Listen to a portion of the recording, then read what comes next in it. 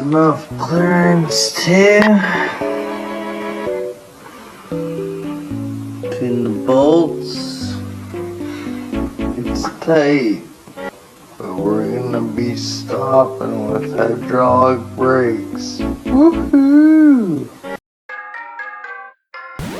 Cheese, tight, cheese, tight, cheese, tight, cheese, tight, cheese, tight, cheese, tight, cheese, tight.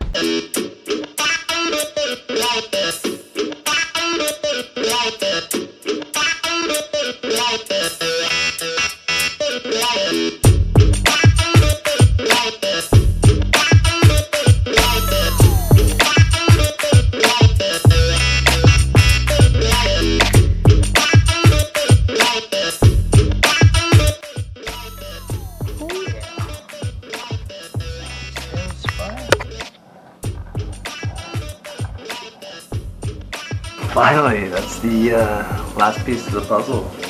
Super stoked. Freaking, it's been a long time in the making, but yeah. Brake calipers on there. On the disc. Looks good. She should stop. So yeah, I'm gonna pull this apart now, finish welding up a little bit that's left on there, start cleaning it up and start painting.